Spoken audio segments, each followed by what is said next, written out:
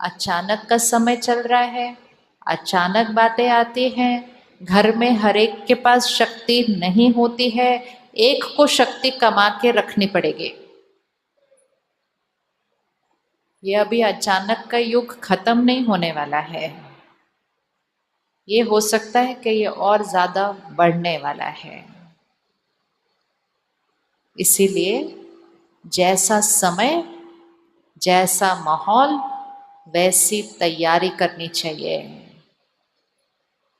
वैसी तैयारी रखनी चाहिए।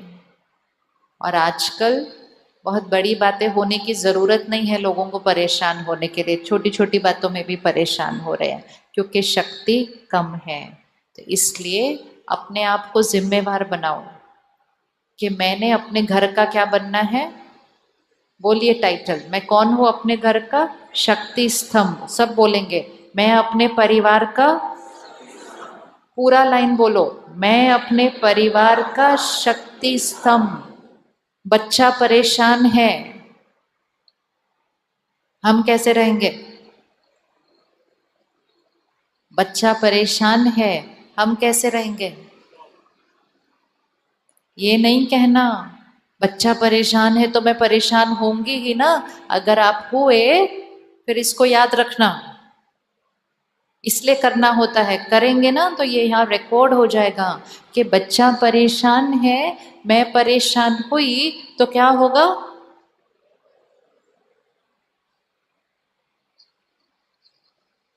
ये यहाँ बैठे, ये लगता है हाँ हाँ राइट राइट, लेकिन इसको घर में प्रैक्टिस करना होगा। इस समय बहुत ज़्यादा बड़ी बातें होने की ज़रूरत नहीं है, लोग छोटी छोटी बातों में भी ज़्यादा परेशान हो रहे हैं क्योंकि शक्ति कम है। तो समय वो आया है, हमें अपने घर की वाइब्रेशन को क्या करना है? ऊपर उठाना है। एक समय था हमें घर को बड़ा बनाना था, हमने किया। फिर एक समय आया हमें अपने घर को सुंदर बनाना था, हमने वो भी किया। अब समय आया हमें अपने घर को शक्तिशाली बनाना है। सुंदर तो बन गया, अब सुकून और शक्ति लानी होगी।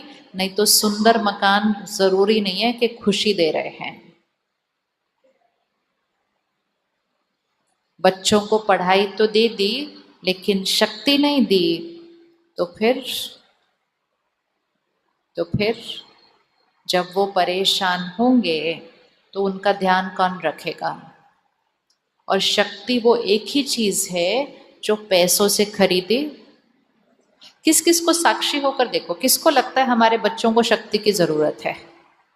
शक्ति मतलब सहन शक्ति, झुकने की शक्ति, बातों को खत्म करने की शक्ति, इस शक्ति की जरूरत है। किस किस को लगता है हमारे बच्चों को जरूरत है? तो परिवार की जिम्मेवारी क्या होती है? परिवार की जिम्मेवारी क्या होती है?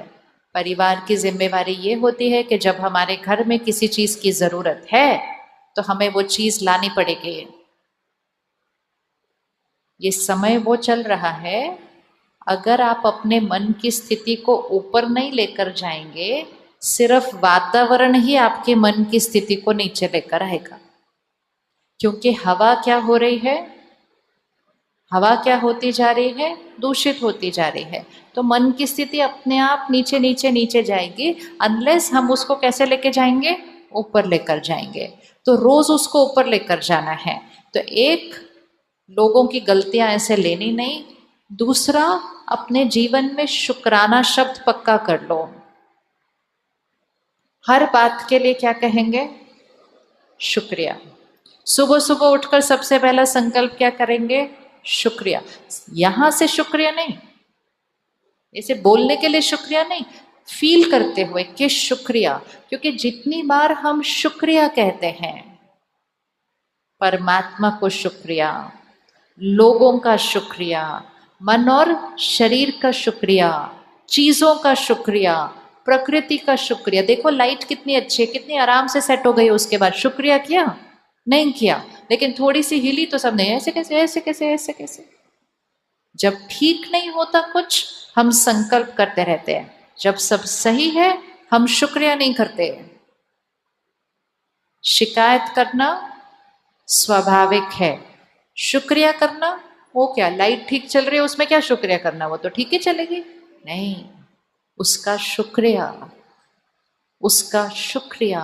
तो जितनी बार हम शुक्रिया करेंगे क्या होती जाएगी ये बैटरी, और जितना ज्यादा शुक्रिया की वाइब्रेशन पर अपने को चलाएंगे, बातों में शिकायत अपने आप क्या होने लगेगी, खत्म, अपने आप, अपने आप एडजस्ट करने की शक्ति, सहन करने की शक्ति अपने आप बढ़ जाएगी, क्योंकि हम सारा दिन क्या कर रहे हैं, शुक्रिया।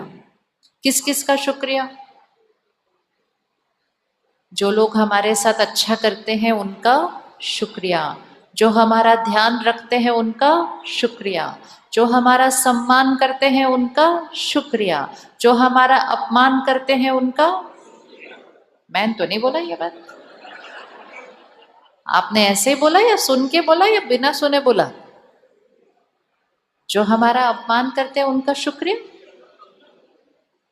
उनका शुक्रिया, क्यों उनका शुक्रिया,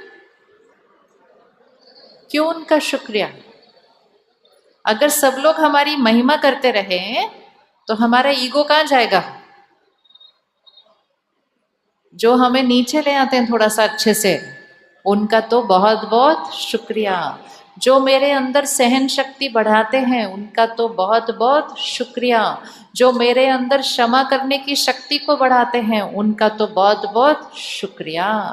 कितना शुक्रिया, जो अच्छा कर रहे हैं उनका कम शुक्रिया किया तो चलेगा, लेकिन जो ऑपोजिट कर रहे हैं उनका बहुत बहुत बहुत शुक्रिया, क्योंकि वो आत्माएं हमारे अंदर की शक्ति को क्या करती हैं, इमर्ज करती हैं, जो हमें भी नहीं पता होता कि हमारे पास वो शक्ति है।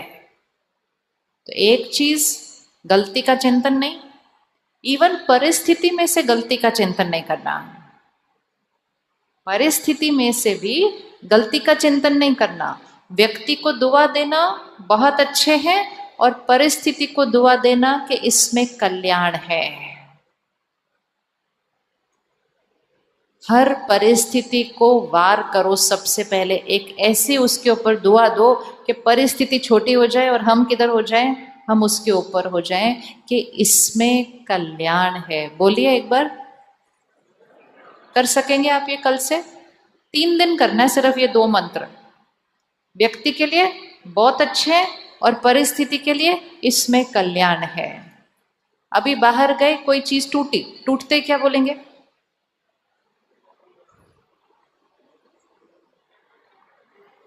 ये बहुत आसान है, इसका मतलब ये नहीं तोड़नी है जाके, हमें तो वो ऐसे कैसे टूटी तो बोले कल्याण। ध्यान रखेंगे, संभाल कर चलेंगे, लेकिन कई बार आप कितना भी ध्यान रख लो, कितना भी संभाल लो, कोई ना कोई चीज टूट जाती है, कोई ना कोई चीज गुम जाती है, लेकिन चीज टूटी है, सिर्फ चीज टूटी है। मुझे किसको नहीं तोड़ना, लेकिन हम कहते टूटी कैसे, लेकिन ये टूटी कैसे, ये किसने तोड़ी, ये किसने यहाँ रखी थी, यहाँ क्यों रखी थी, वहां क्यों नहीं रखी थी, किस करते करते करते किसकी शक्ति घट रही है, ये याद रखना है। और याद रखने के लिए सिर्फ एक आसान तरीका, तुरंत बोलो इसमें भी कल्याण है, कुछ नया आना था, बस खत्म, फुल स्टॉप।